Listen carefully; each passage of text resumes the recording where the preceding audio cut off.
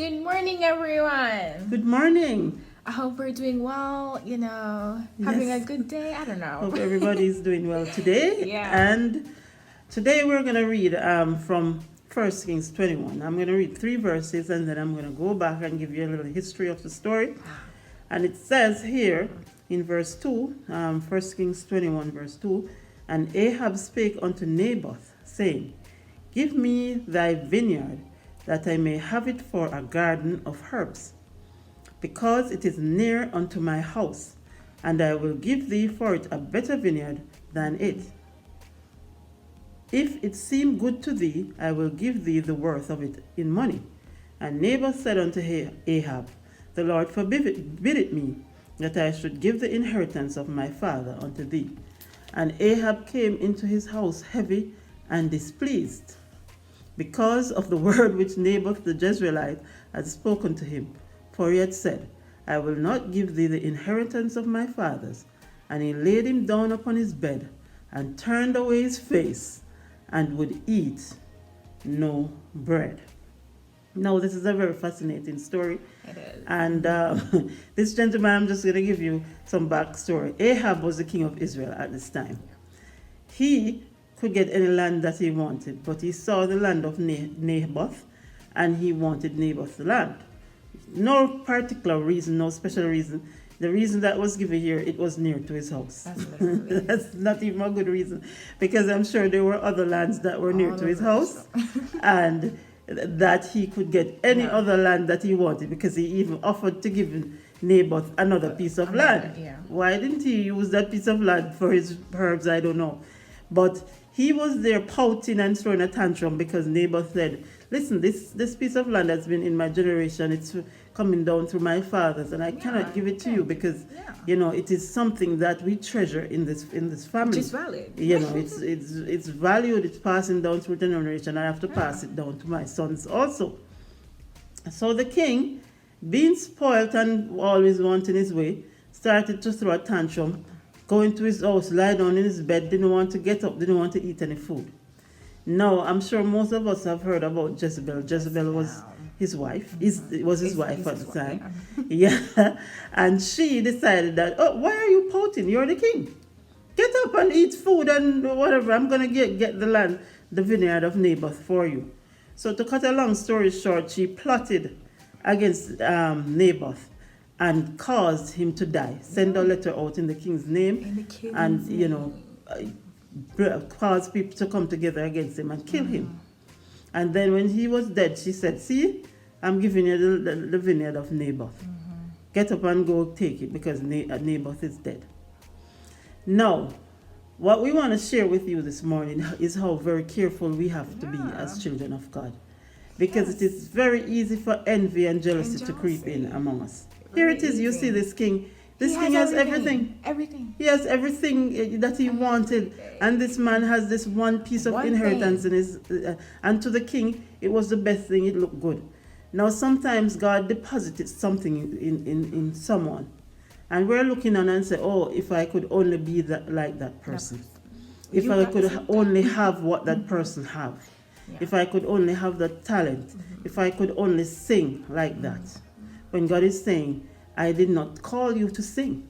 I call you to write. But to you, what is good in your eyes is that person's talent. And that is what you want.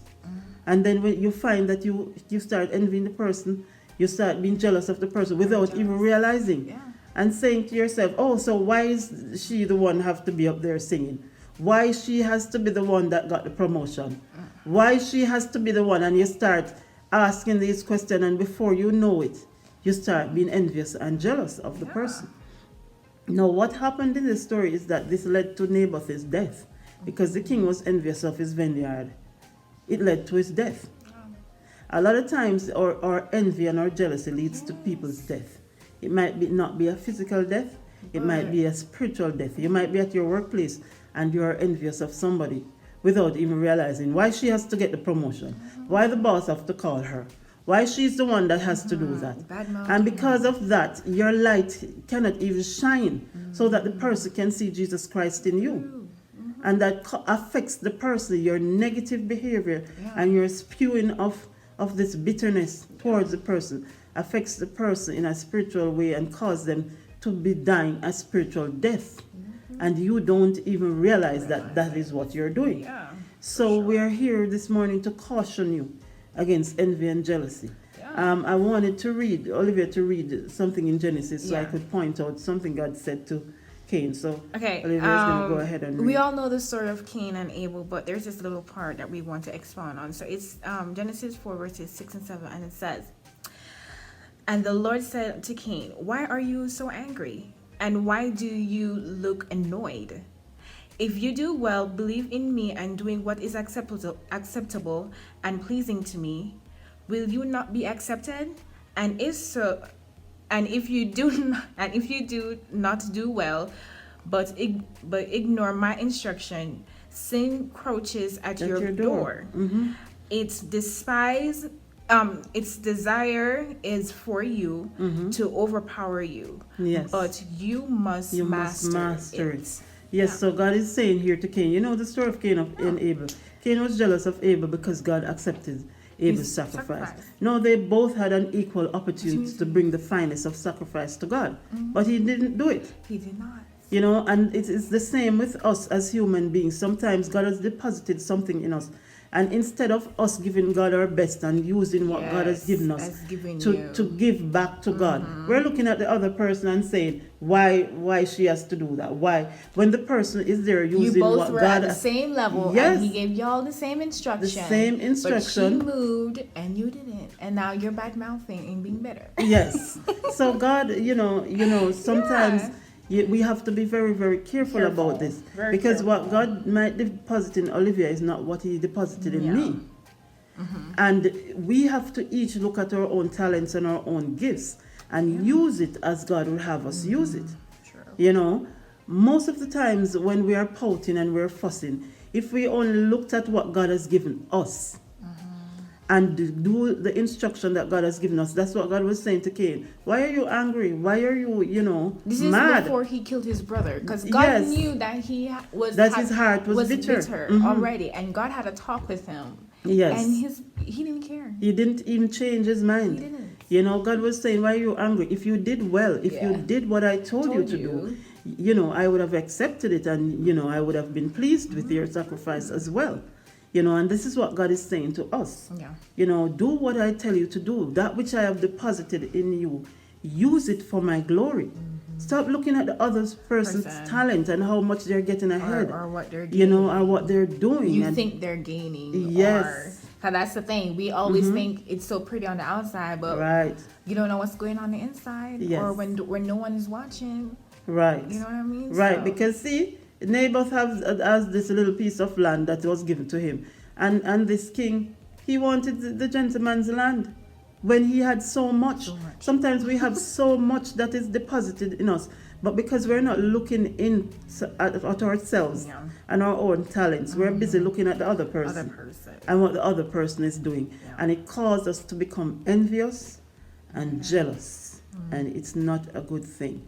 So this morning we are examining our own hearts, and we are going to encourage you. Because we all go through it. Yes, we all do it. No one is perfect. Yes. I mean, we probably go through this.